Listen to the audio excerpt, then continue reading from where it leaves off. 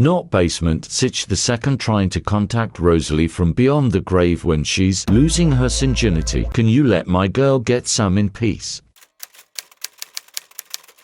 So last time we talked, Rosalie Bastianich, the heir of Generation 2 of my Not-So-Berry challenge, spent her New Year's Eve getting a new tan and swimming at the beach with her boyfriend, Finley Broke, the two of them woohooing for the first time ever, while her mother and our founder, Gwyneth Westwood, laid her late ex, Joseph Bastianich, to rest in an abandoned cemetery, before creating a plan with his mistress, Sarah Scott, to probate his will. Gwyneth's trying to get some money while her daughter just trying to get some, and she definitely got some alright. Finley did a decent job for being his first time putting Rosalie straight to sleep. She enjoyed the experience. It was definitely scary being so vulnerable, but as it went on, she knew Finley was in the same boat, and the thought brought her comfort. They were both so mindful and caring about each other. She couldn't wait to tell Courtney. Though Rosalie was knocked out, Finley was more energized than anything. He felt good about himself after the woohoo, but he was also feeling a bit strange. So he made a quick doctor's visit to make sure that it wasn't any complication from his recent surgery. Turns out he has eczema, just like Rosalie. My goodness, you all really were made for each other. And instead of buying an expensive eczema cream from a pharmacy, Finley decided he wanted to take a more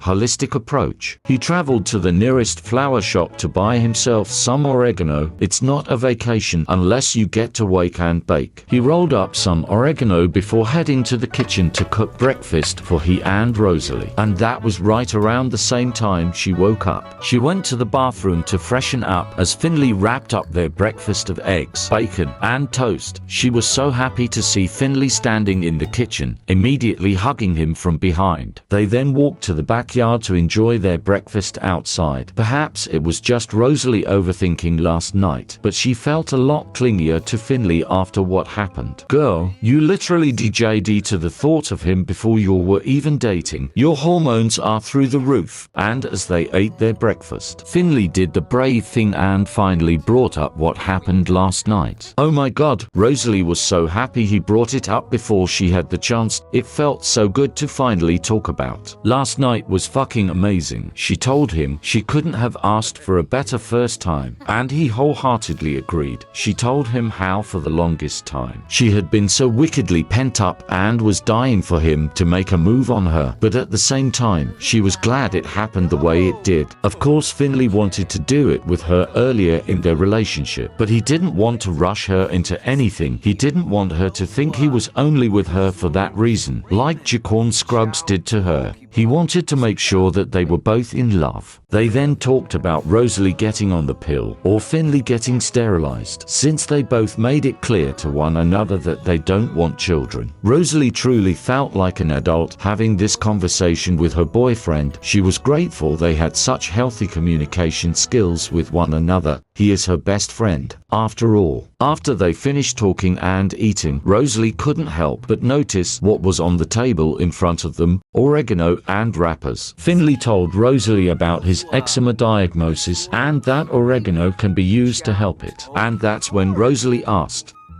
can she try some with him? Just like when she asked him to introduce her to drinking. He was surprised when she asked him about smoking. Though he didn't think it would be a problem, it would definitely be the last thing he's introducing her to. Rosalie thought the taste was abhorrent, worse than the smell, and she had to get used to that burning sensation in her throat. But the way it made her feel was otherworldly. Her head felt heavy, mind hazy, body tingly. She was so relaxed and insanely hungry. She ended up just lying on top of Finley on the couch, barely speaking a word to him as her mind wandered. He would always ask if she was feeling okay, not anxious or paranoid, and she told him every time that she felt amazing. Like her brain was on autopilot, but her body certainly wasn't. She wanted to get wicked again, but Finley promised her that they would later, because right now, he got the best high idea ever. Finley has the art lover trait, and lately has experimented with painting. He wanted his gorgeous girlfriend to be his muse. Oh, Finley Broke, the man that you are.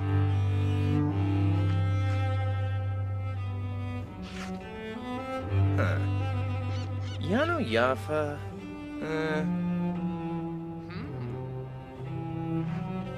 Stu Lane. Haha.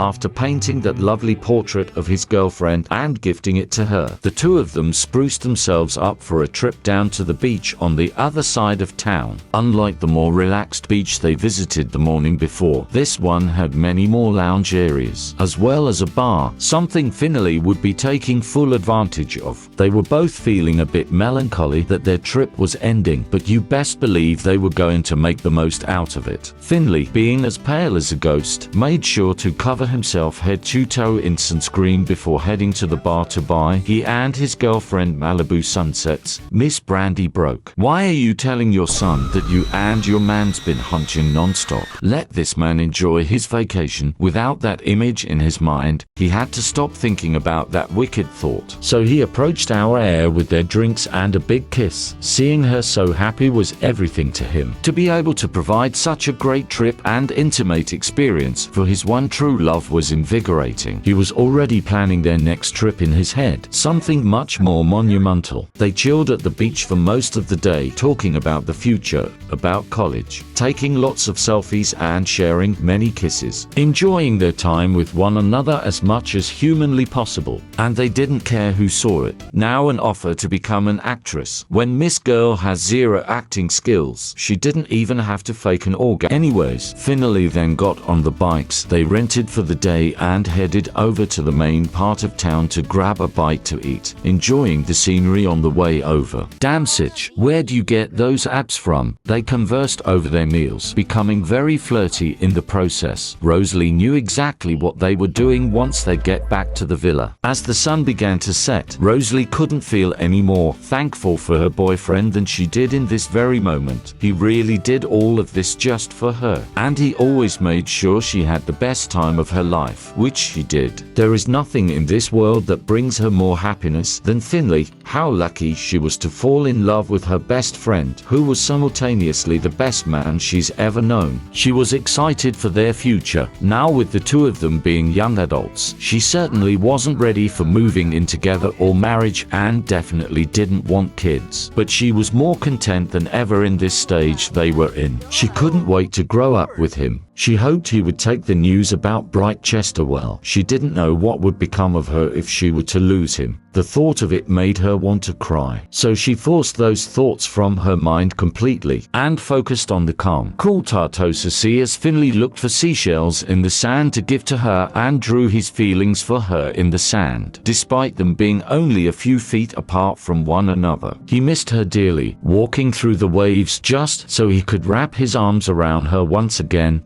He told her he loves her, and she told him she loves him too. Them kissing under the moonlight before heading back to their villa for one last rest before leaving tomorrow afternoon. Well, resting, and one other thing. Rest can wait when you're on vacation with the love of your life.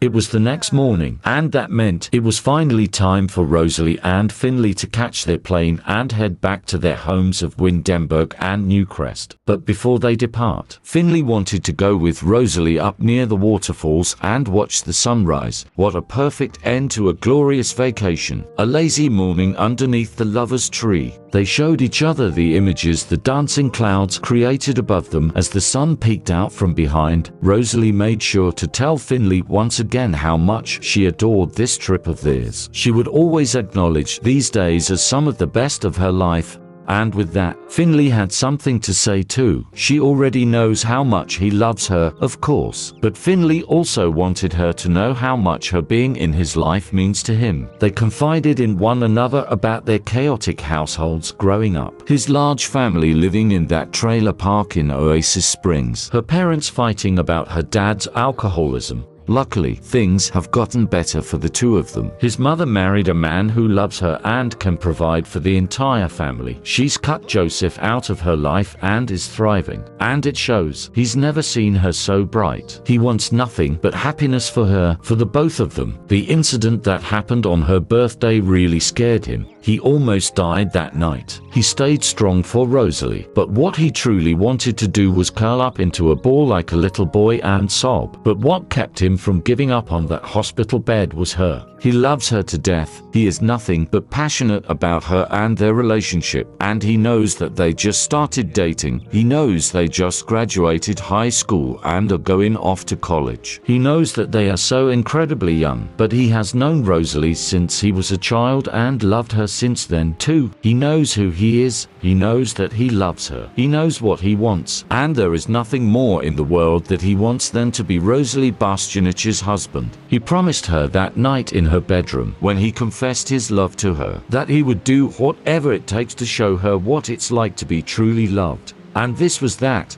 He wants Rosalie to marry him.